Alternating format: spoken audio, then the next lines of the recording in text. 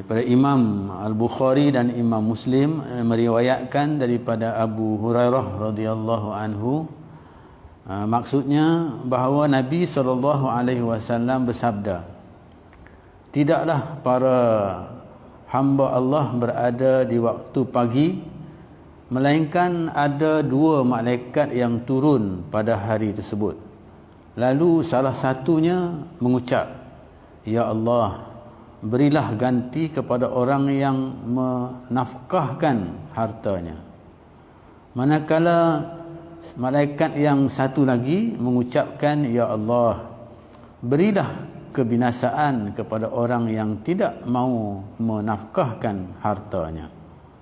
Saya ulangi, Imam Al-Bukhari dan Imam Muslim meriwayatkan daripada Abu Hurairah radhiyallahu anhu, maksudnya bahawa Nabi SAW bersabda, tidaklah para hamba Allah berada di waktu pagi melainkan ada dua malaikat yang turun pada hari tersebut. Lalu salah satunya mengucap, ya Allah, berilah ganti kepada orang yang menafkahkan hartanya. Manakala malaikat yang satu lagi mengucapkan, ya Allah, berilah kebinasaan kepada orang yang tidak mau menafkahkan hartanya.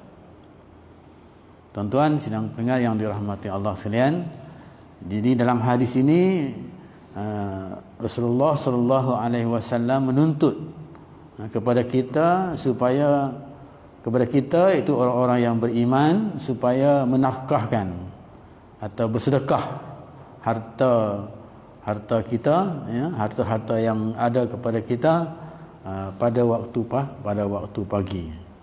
Ini galakan daripada Rasulullah SAW. Sebab sedekah itu banyak sebagai satu ibadat dan dia juga merupakan banyak pahala.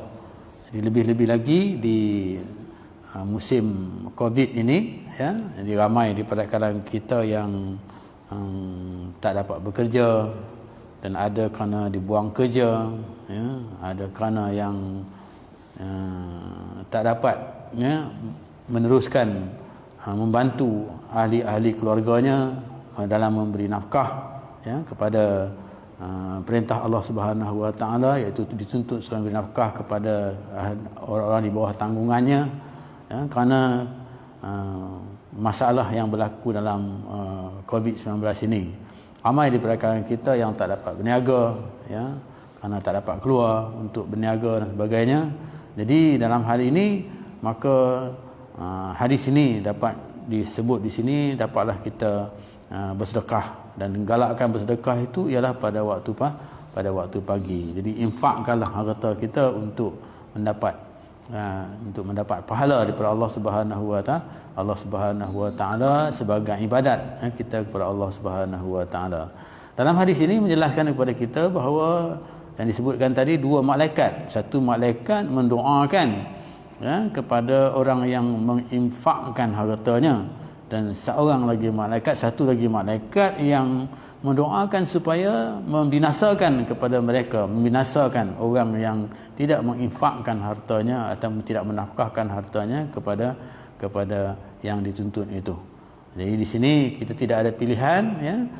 Jadi kalau kita tengok di sini, pilihan yang pertama iaitu pilihan, ya, yang disebut oleh malaikat tadi, iaitu supaya kita dapat menginfakkan harta kita kepada jalan Allah Subhanahu Wa Taala. Dalam hal ini, dalam bab infak ini, mungkin kita ada harta, ya, kita boleh infakkan harta kita, ya. Mungkin ada daripada kita yang tidak ada harta, yang tak dapat nak menginfakkan harta mereka. Jadi walau bagaimanapun, dalam hadis yang lain menyebut bahawa sedekah itu bukanlah harta sahaja, sedekah itu banyak, ya. Mungkin kita dapat lebarkan sedekah itu dalam bentuk tenaga yang dapat kita sumbangkan kepada mereka yang memerlukan. Mungkin dapat kita terjemahkan dalam bentuk idea, ya, pandangan, ya, ataupun dalam bentuk berbagai-bagai hal yang bermaksudnya memberi kebaikan kepada manusia, khususnya kepada zaman ini, iaitu zaman yang sangat memerlukan, ya, bantuan, iaitu zaman Covid ini. Jadi selain daripada itu, mungkin juga dapat kita bersedekah. Dalam hadis menyebutkan, ya, bahawa Nabi kata sedekah itu bukan harta sahaja, ya, sedekah itu juga dalam bentuk zikir, ya, kita ada subhanallah, alhamdulillah, Allahu akbar, itu juga sebagai sedekah, ya. Jadi dalam hal ini maka marilah sama-sama kita bersedekah. Subhanallah, alhamdulillah, Allahu akbar, ya. Ini juga sebagai sedekah yang dapat kita amalkan pada waktu pagi, iaitu selepas sembahyang subuh, ya, mungkin kita dapat infakkan sedekah ini dalam bentuk subhanallah, alhamdulillah, Allahu akbar, dan sebagainya. Jadi inilah juga dikatakan sebagai sedekah, kan. Jadi dapat kita perluaskan bahawa bentuk sedekah itu bukan hanya dari sudut harta yang kita miliki, bahkan apa saja nikmat Allah Subhanahu wa taala yang Allah berikan kepada kita untuk kita infakkan kepada orang lain. Jadi Allah bagi nikmat kepada kita untuk boleh kita bercakap, boleh kita menyebut, boleh kita berzikir dengan subhanallah, Allahu akbar. Ini juga merupakan sebagai satu nikmat yang Allah Subhanahu wa taala berikan kepada kita. Maka nikmat ini dapat kita infakkan bukan untuk diri kita sahaja, bahkan untuk diri kepada orang-orang yang beriman kepada Allah Subhanahu wa taala. Jadi itu saja yang dapat disampaikan pada pagi ini.